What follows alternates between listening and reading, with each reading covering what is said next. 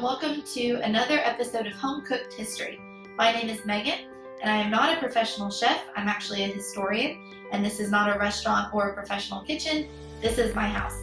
And today we're going to be making a recipe from a 1796 cookbook called American Cookery.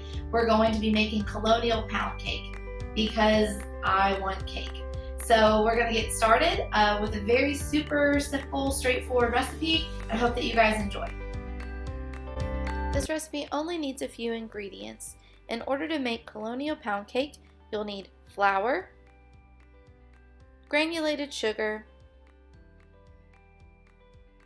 a pound of butter, 10 eggs,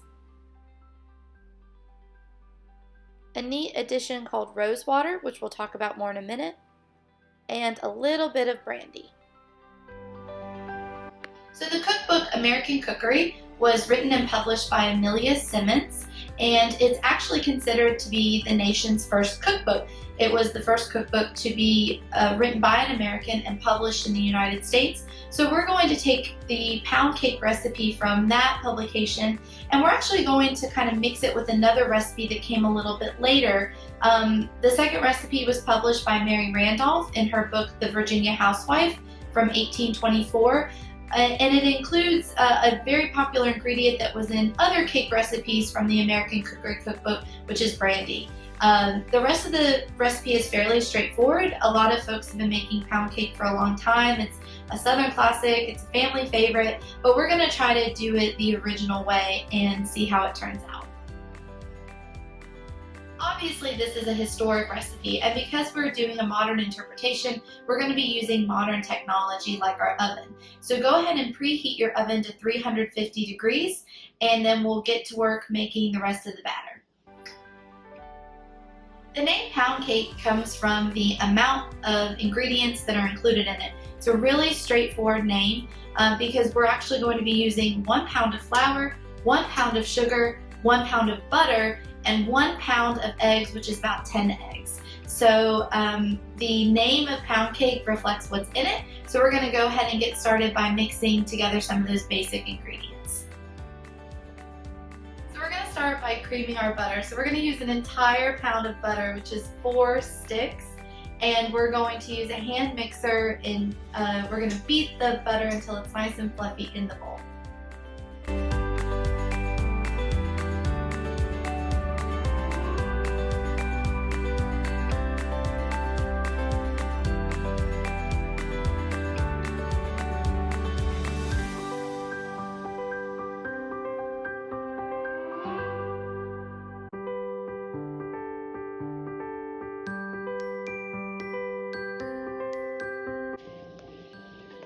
Fluffy butter.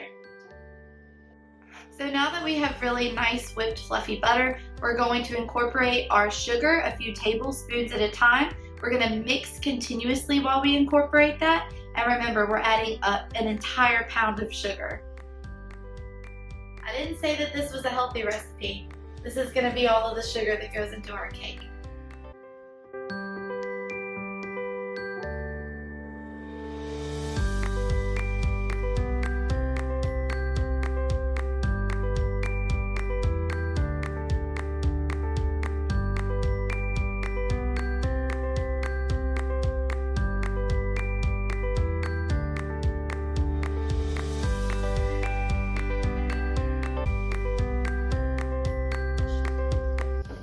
Pure sugar butter. Now we're going to add in 10 eggs, which is the amount indicated in the original recipe. We're going to include them one at a time and incorporate each one thoroughly before adding in the next one.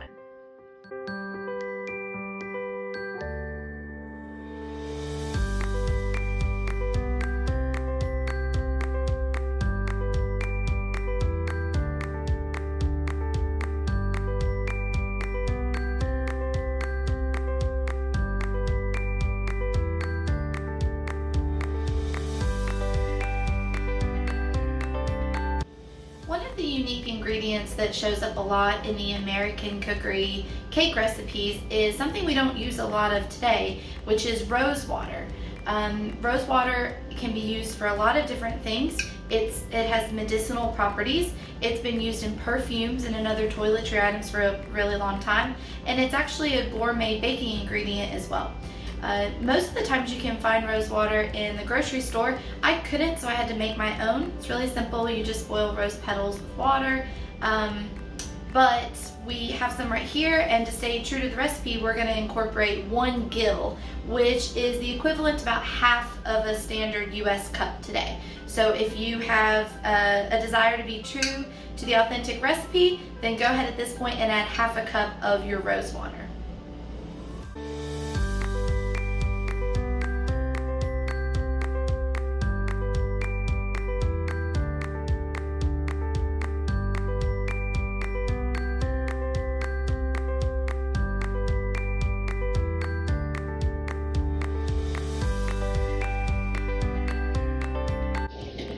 One of the fun things about reading the recipes from the colonial era is hearing about the techniques used to make them.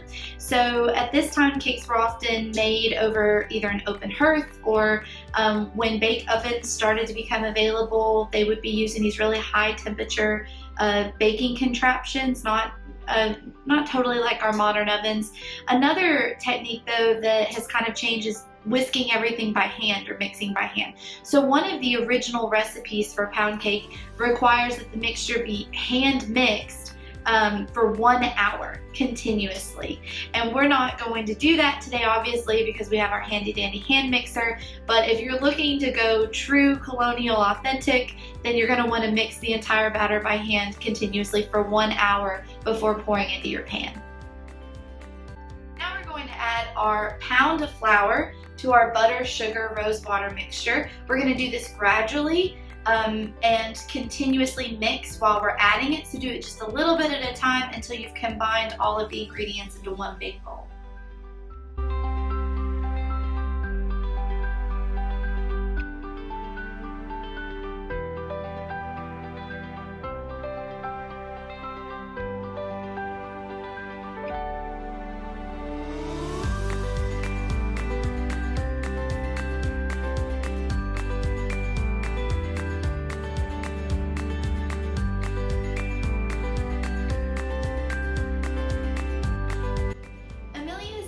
Recipe for pound cake says that the spices that you can include are up to the discretion of the baker. So she specifically calls for spices to taste.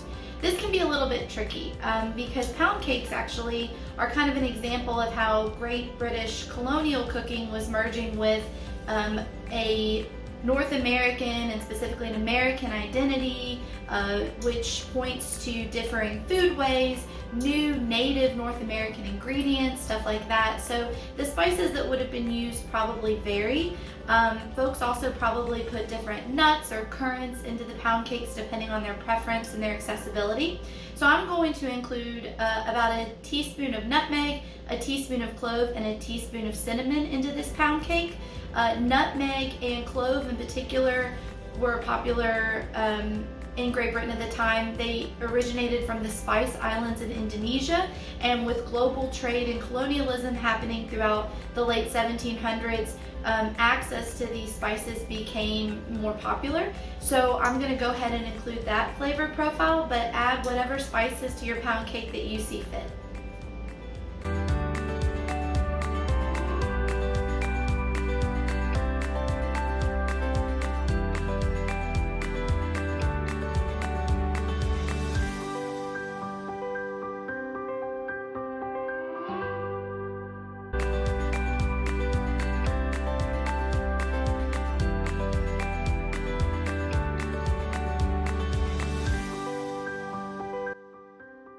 Mary Randolph's recipe for pound cake called for brandy, and a lot of the other cake recipes in American cookery also call for brandy. So in order to be consistent with the majority of recipes from the time, we're going to add 1/4 cup of brandy to our mixture. Don't worry, the alcohol part of this will cook out during the baking process.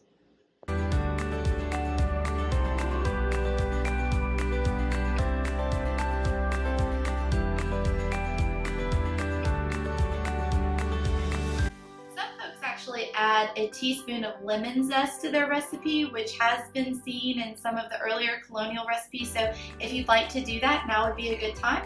Otherwise, we're going to take the mixture and fill up our pan. To make our pound cake, we are going to use a 10-inch bundt pan.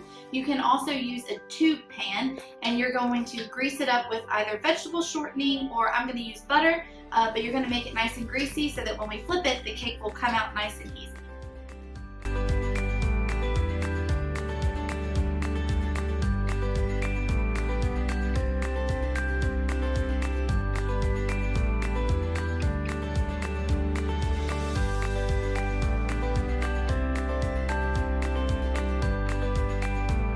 Our mixture is finally ready to go into the oven to bake. The original recipe called for 15 minutes in a slow bake oven, but we're going to put in the cake at 350 for about 45 minutes to an hour. We'll test it at about the 45-minute mark to see if a toothpick comes out clean and if it's good to go. But we have a little bit longer of a time frame than our Colonial ancestors did. So we're going to go ahead and stick it in the oven for a bit, and hopefully it turns out great.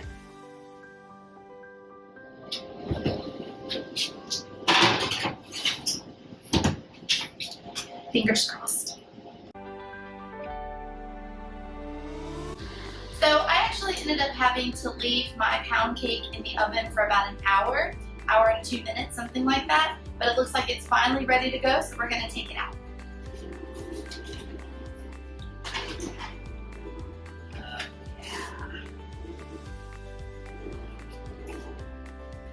Beautiful. Make sure that you check the inside of your pound cake with a toothpick or a butter knife, and if it comes out clean, then you're good to go. If not, put it back in for a little bit longer.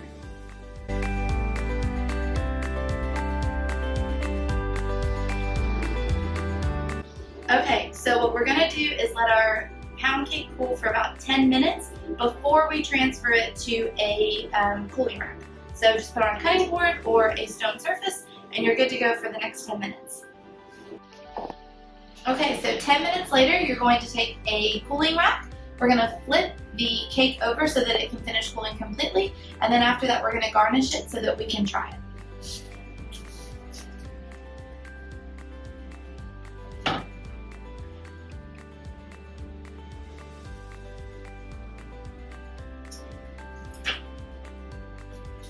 Ta-da!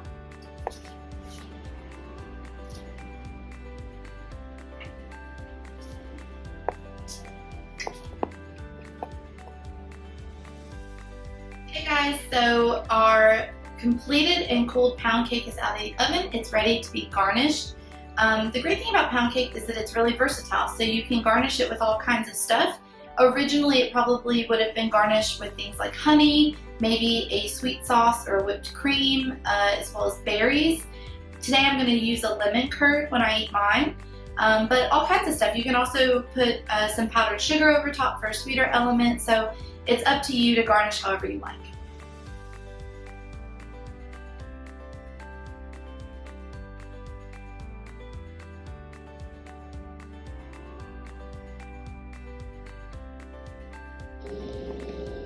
Looks awesome. Smells really good.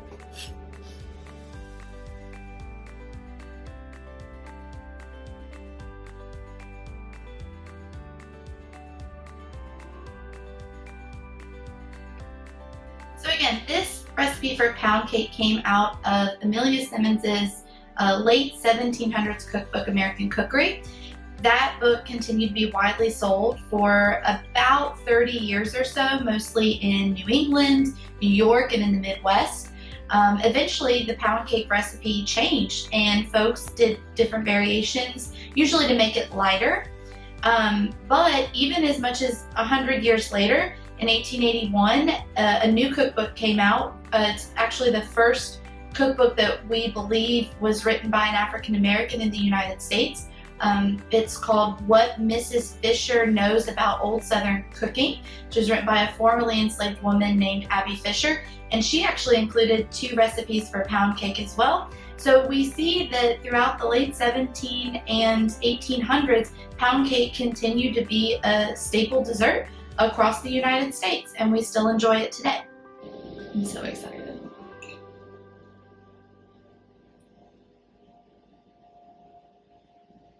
Oh yeah. Oh yeah, that's awesome.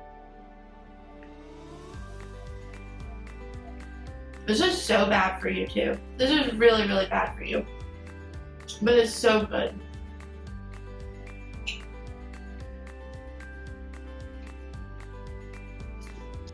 This has been another edition of Homecooked History. This week we tackled Colonial pound cake, which is delicious and we would highly recommend. Hope that you join us for the next video because past or present, everybody's got to eat. Thanks, guys.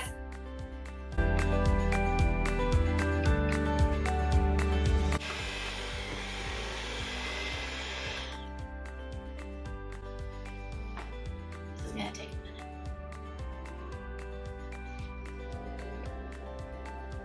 I don't know what to do about that.